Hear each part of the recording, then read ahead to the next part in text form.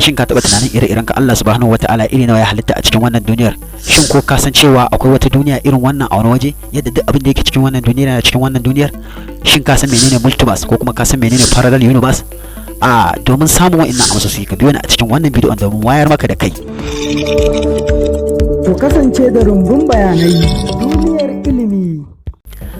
Kamar yadda muka sani ne muke da duniya da kuma watan da yake kewaye wannan duniyar tamu. Haka zalika muke da duniyoyi guda 8 da tamu ya zama 9 suka haɗu suke kewaye ranar mu wanda muke kiranta sun. Wanda wannan taruwan su a gu ɗayan muke kiransa da solar system. Haka zalika muka san dandazon tarin taurarin da suke kewaye rana ko suke kewaye black hole.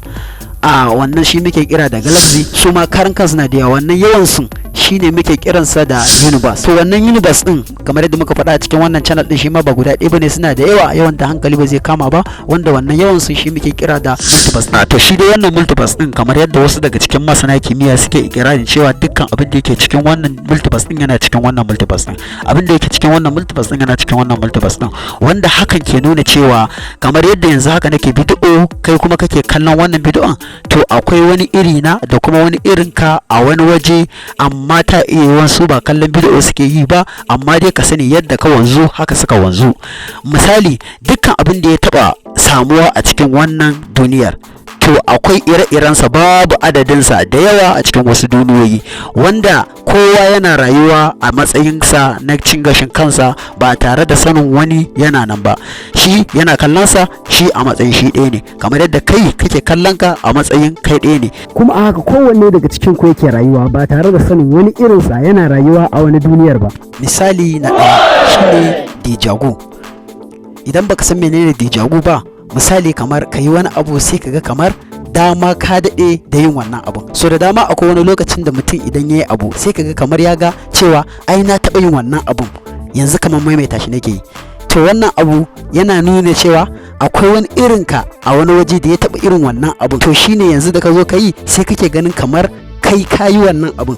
To ba kai ba, akwai wani makamancin ka ne wanda yayi. Haka zalika zaka iya samun akwai mutumin da kake jin ka tsane shi a cikin wannan universe din, to amma a cikin wancan sai ka samu shine babban aminin ko kuma shine babban masoyinka. Misali na biyu shine chocolate din KitKat.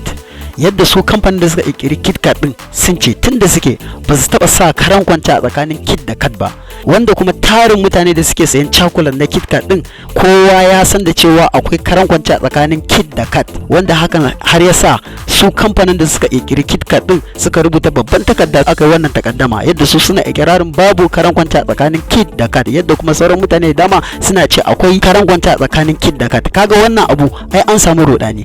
To anan gurin shine ko ta duniyar a wani universe din chocolate din da aka rubuta KitKat su kamfanin na sun saka karan kwanta a tsakanin Kit da Kat din ne, to wannan ansa dai har yau babu wanda ya same ta.